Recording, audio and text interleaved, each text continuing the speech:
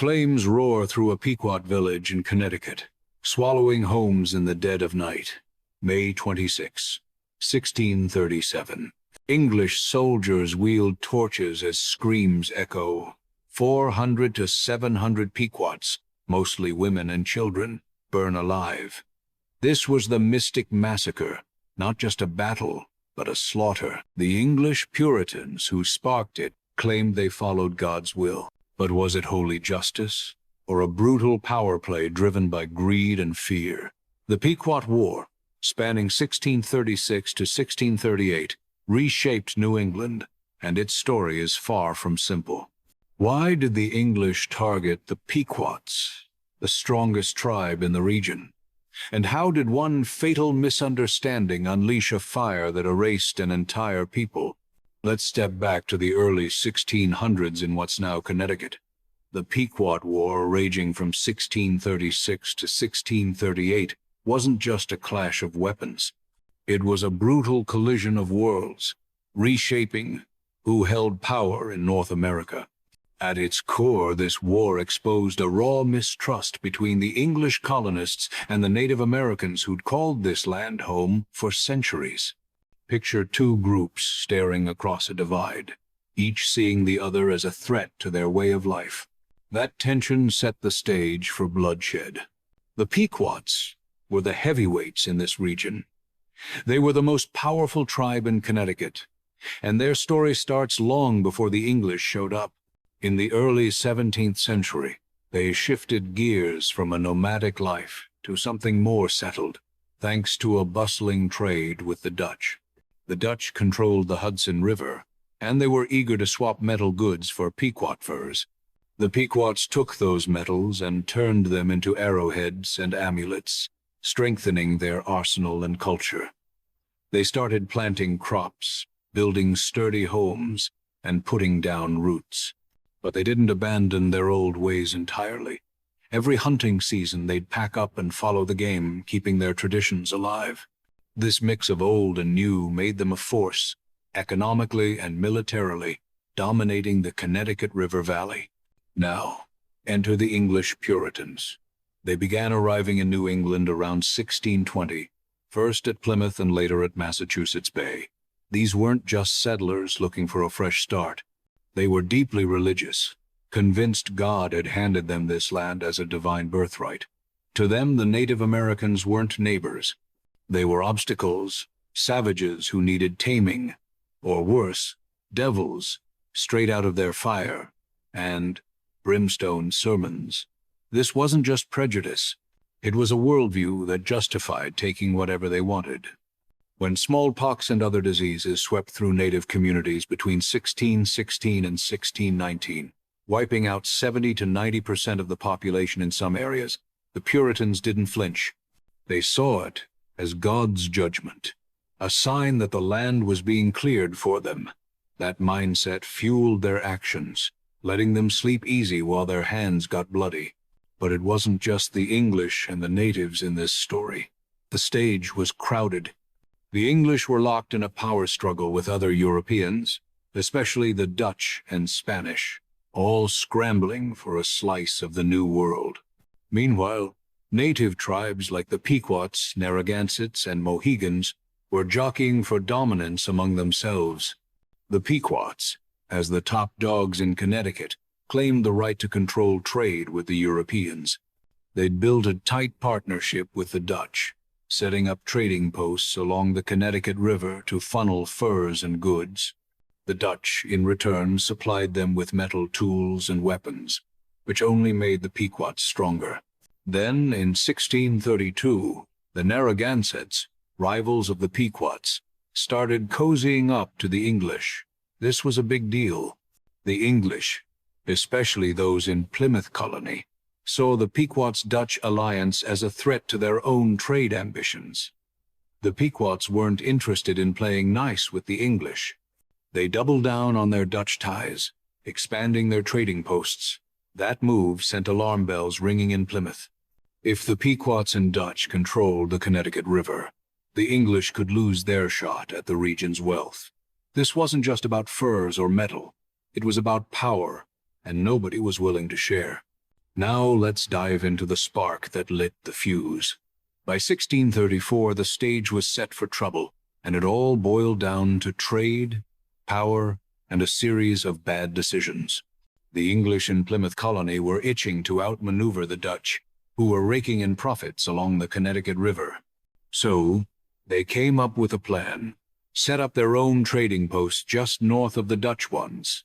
It was a bold move to siphon off the fur trade and weaken their rivals. But they needed backup, so they reached out to other New England colonies, including the big player, Massachusetts Bay. Here's where things get sneaky. John Winthrop, the governor of Massachusetts Bay from 1630 to 1634, played it cool. He told Plymouth he wasn't interested, claiming he didn't want to meddle in their trade games. But that was a lie. Behind the scenes, Winthrop sent a guy named John Oldham to scout the Connecticut River area. Oldham wasn't just sightseeing. He was sniffing out opportunities to lock down trade profits for Massachusetts Bay, keeping it all under wraps so Winthrop could cash in without sharing. Oldham came back with glowing reports. The region was a gold mine, teeming with furs and trade potential. That news lit a fire under Winthrop's ambitions, and he started dreaming of a bigger slice of the pie. Meanwhile, the Pequots were having their own drama with the Dutch. For years they'd been tight trading partners, but things were turning sour. The Pequots wanted to call the shots, demanding a monopoly on trade with the Europeans. They went as far as warning other tribes, like the Narragansetts and Mohegans, to steer clear of the Dutch or face trouble. This didn't sit well. The Dutch weren't picky about who they traded with, and they weren't about to let the Pequots dictate terms. The tension kept building until it exploded in a shocking betrayal. Around 1634, the Dutch took it to another level. They captured the Pequot Sachem, a chief named Tadabum, and held him hostage, demanding a hefty ransom. The Pequots paid up, expecting their leader back. But the Dutch double-crossed them. They executed Tadabum anyway. That betrayal hit the Pequots like a gut punch. Furious and grieving, they swore revenge, and their new leader, Sassacus, Tadabum's son, wasn't about to let it slide. On the 8th of August, 1634, Sassacus led a Pequot raid that would change everything. They attacked a merchant ship, killing the captain, John Stone, and his crew. Here's the catch. They thought it was a Dutch ship. It wasn't. It was English. Stone wasn't exactly a saint. The guy was a known drunk, accused of piracy just months earlier, and his reputation was so bad that hardly anyone mourned him at the time. But that mistake, that single bloody mix-up, gave the English a grudge they'd hold on to. They tucked Stone's death away, ready to pull it out later as ammunition to paint the Pequots as bloodthirsty killers. So, by 1634, the pieces were falling into place. The English were scheming to outtrade the Dutch. Winthrop was playing a double game, the Pequots were clashing with their old allies, and a dead Englishman was about to become a rallying cry. It was a powder keg, and all it needed was one more spark. The tension was already sky-high. But in 1635, things got even messier. The Pequots, still reeling from their clash with the Dutch, found themselves in a new fight. Their rivals, the Narragansetts and Mohegans, declared war on them. This wasn't just a local squabble. It was a power struggle among tribes, each vying to control trade and influence in Connecticut. The Pequots, now cornered and with the Dutch out of the picture after the Tadabum betrayal, had to look elsewhere for allies. They turned to the English at Massachusetts Bay, hoping for a lifeline. The English saw an opportunity. Around 1635, they stepped in as mediators, sitting down with the warring tribes to broker a fragile peace. It worked, at least for a moment. In return for their efforts, the English scored a major win, and permission to set up 3 trading towns along the Connecticut River: Hartford, Windsor, and Wethersfield. These weren't just outposts. They were strategic footholds, letting the English muscle into the fur trade and keep an eye on the Pequots. For a brief second, It looked like everyone might get along. But peace like that never lasts long. Fast forward to 1636, and the cracks started showing. The Mohegans, now cozy with the English, dropped a bombshell. They claimed the Pequots were secretly plotting to attack the new English towns. True or not, that accusation was enough to rattle the colonists. The English called for a meeting with the Pequots to clear the air. But this wasn't a friendly chat over coffee.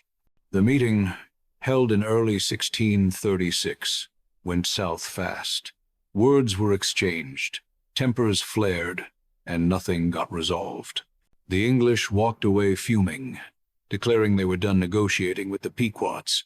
That failure wasn't just a diplomatic flop, it was a step toward war. Then, on the 20th of July, 1636, the situation exploded. John Oldham, the same guy Winthrop sent to scout the Connecticut River, was found dead near Block Island. His body was stripped naked, a detail that hit the Puritans hard. To them, it wasn't just murder. It was an attack on their entire moral code, a slap in the face to their beliefs. The Narragansetts, who were at the scene, pointed the finger at the Pequots, saying they'd orchestrated the killing. But here's the thing. Nobody knows for sure who did it. The Narragansetts had their own beef with the Pequots, and it's entirely possible they killed Oldham themselves and framed their rivals to stir the pot. There's no hard evidence pinning it on the Pequots, but the truth didn't matter. The English didn't dig deeper. They latched onto the story that fit their agenda. Oldham's death, paired with the earlier killing of John Stone back in 1634, became their excuse to go after the Pequots. Stone's death hadn't mattered much at the time, since he was a troublemaker nobody liked. But now, the English dusted it off, tying it to Oldham's murder to paint the Pequots as a brutal, uncontrollable threat. They weren't just reacting to crimes. They were targeting the strongest tribe in the region, the one standing in the way of their trade and power. The stage was set, and all it took was one more push to tip everything into chaos. By the 16th of August 36, the powder keg ignited. The English were done talking. Fueled by the deaths of John Oldham and John Stone, they pointed their guns at the Pequots, the strongest tribe standing in their way. Captain John Endicott, a hard-nosed leader from Massachusetts Bay, took charge. He rounded up 90 soldiers and sailed to Block Island, ready to punish the Pequots and anyone else tied to Oldham's murder. This wasn't a negotiation. It was a show of force, and the Pequots, led by Sassacus, were squarely in the crosshairs. When Endicott's men hit the native villages near Block Island, they met fierce resistance. The locals fought hard, arrows flying, refusing to go down easily. But the English had numbers and firepower. The natives couldn't hold out. They fled into the woods, leaving their homes behind. Endicott didn't stop there. His soldiers torched the villages, flames swallowing houses and fields. They smashed food stores and burned crops, leaving nothing but ash. For the people living there, this was catastrophic. Their food for the winter was gone, their livelihoods reduced to cinders. It was a clear message. Cross the English and pay the price. From Block Island, Endicott's force moved to Pequot territory on the mainland. The Pequots weren't ready for a full-on assault, and they sent an elder to talk. This wasn't a war chief, but an older voice of reason, trying to cool things down. He laid it out plain. The killing of John Stone, back on the 8th of August, 1634, wasn't random.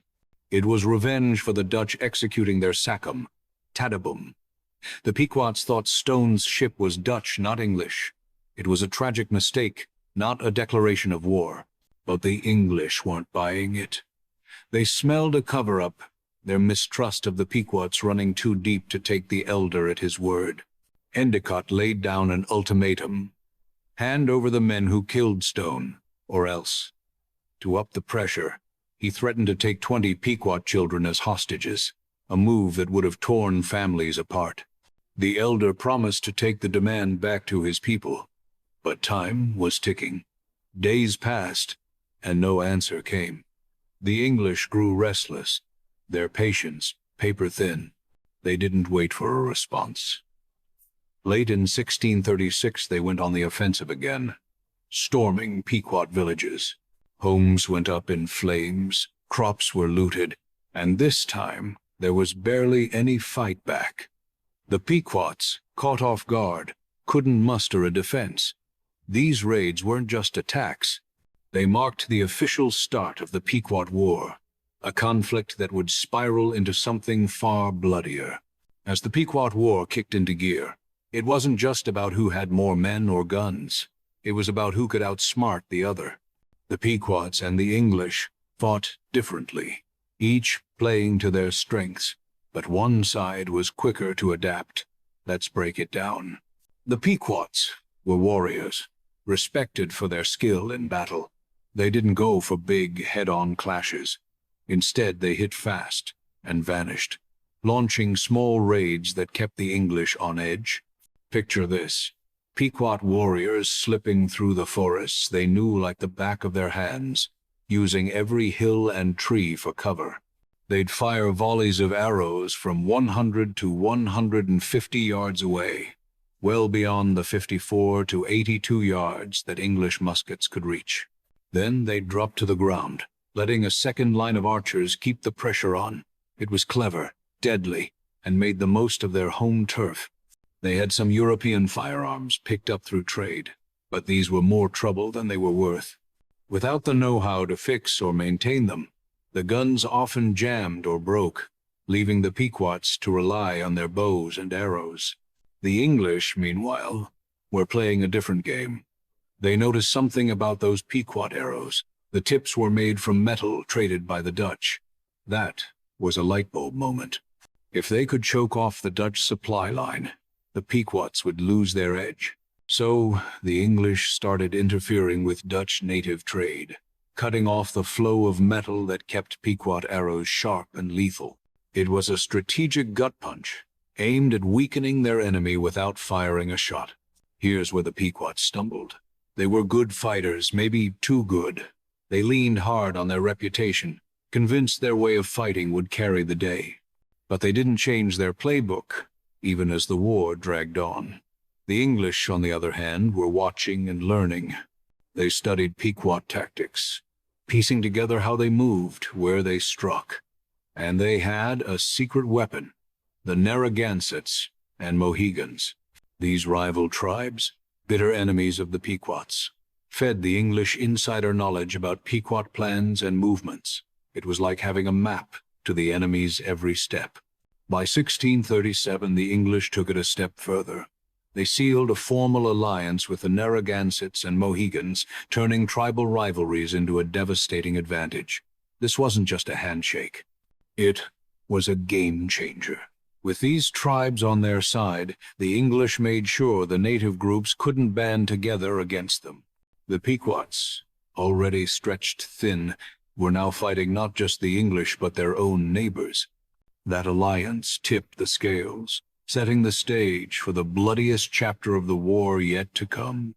The Pequot War reached its darkest moment in May 1637, with a campaign that would sear itself into history. The Mystic River Campaign, running from May 17 to May 27, wasn't just a battle. It was a massacre that changed New England forever. We know about it from English records, Pequot oral stories passed down through generations, and even archaeological digs by experts like Douglas D. Scott. This wasn't a spur-of-the-moment fight. It was a calculated strike aimed at breaking the Pequots once and for all. The English, led by Captain John Mason, had a plan. They started with a clever trick: pretend to retreat. They wanted the Pequots to think they were backing off, lowering their guard. With only 77 English soldiers, they needed every advantage. But they weren't alone. About 250 Narragansett and Mohegan warriors, eager to settle scores with the Pequots, joined them. The Narragansetts knew the land like nobody else, guiding the English through their territory to the Pequot stronghold, a place called Mystic Fort, nestled along the Mystic River. On the night of May 26, 1637, the attack began. Mason and Captain John Underhill split their forces, creeping toward the fort under cover of darkness. They moved quietly, hoping to catch the Pequots sleeping. But barking dogs gave them away. The Pequots woke up, grabbing weapons, and fought back hard. Arrows flew, shouts filled the air, and for a moment it looked like the English might be pushed back. Outnumbered and taking losses, Mason made a brutal call. He ordered his men to set the fort on fire. Torches hit wooden homes, and flames spread fast. Underhill saw the chaos and doubled down, lighting more fires. The fort became an inferno. What happened next was horrific. Nearly every person inside Mystic Fort, an estimated 400 to 700 Pequots, died that night. Most were women and children, trapped in the blazing homes. The heat was so intense, the screams so loud, that even some English soldiers hesitated. But it was too late. The fire didn't discriminate. Pequots, who managed to escape the flames, ran straight into trouble outside. Narragansett and Mohegan warriors, waiting beyond the fort, cut them down without mercy. It was a slaughter, plain and simple. The Pequots didn't go quietly. They regrouped and counterattacked, catching the English in their own trap. Mason's men were stuck deep in enemy territory, dragging wounded soldiers and low on supplies. The Pequots pressed hard, sensing a chance to turn the tables. Underhill stepped up, rallying the Narragansett and Mohegan allies to hold the line. They pushed back the Pequot assault, but it wasn't easy. Some Narragansetts, worried the English were running out of ammo, bolted for safety. Mason, left with a shrinking force, had to protect his injured men. He led a grueling retreat, marching through hostile land back to their ships. Pequots harassed them the whole way, but Mason's group fought off every attack, barely making it out.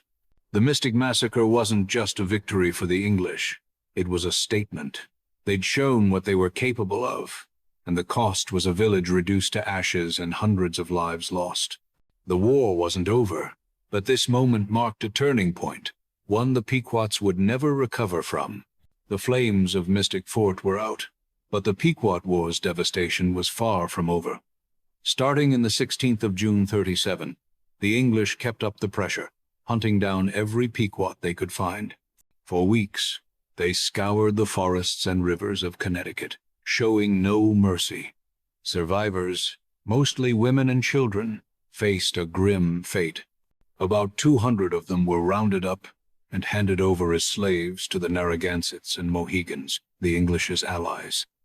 This wasn't just punishment. It was a reward for loyalty, a way to keep those tribes tied to the English cause.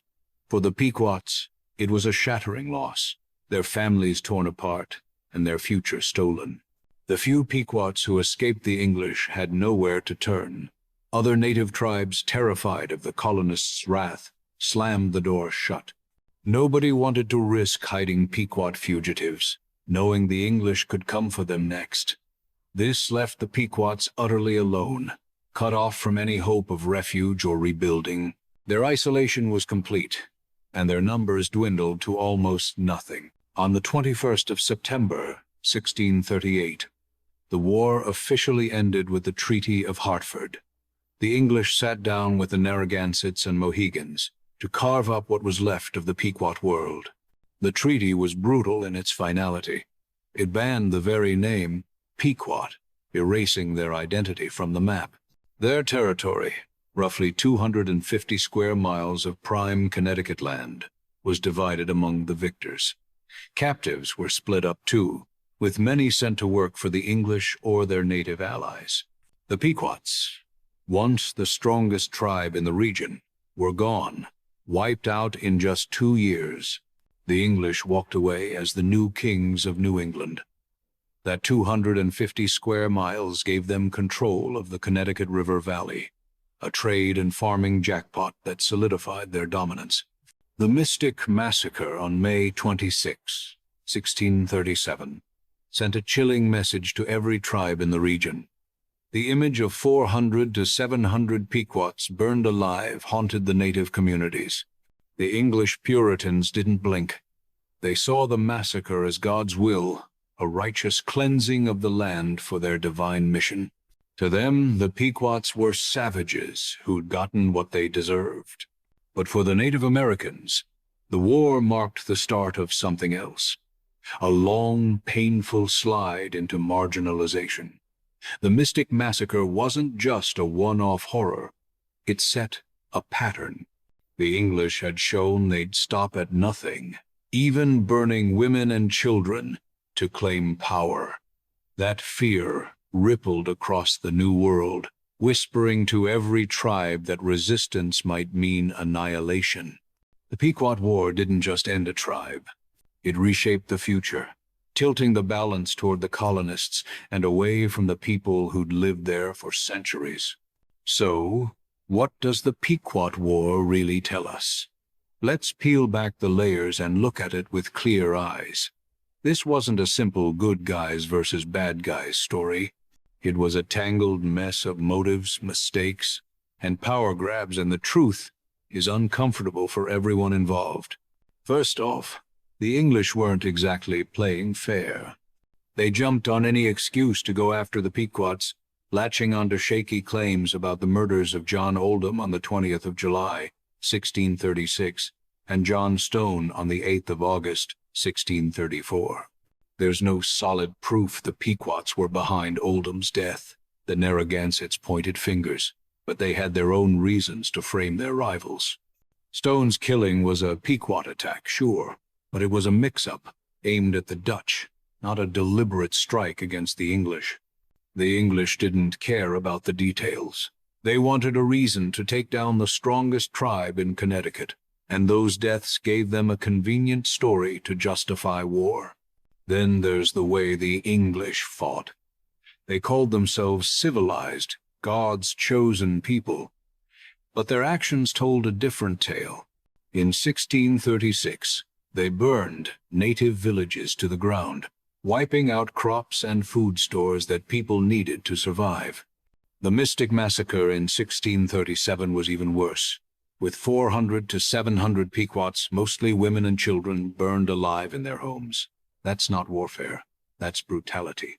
The Puritans preached morality, but their hands were covered in blood, and it's hard to square their holy mission with the ashes they left behind.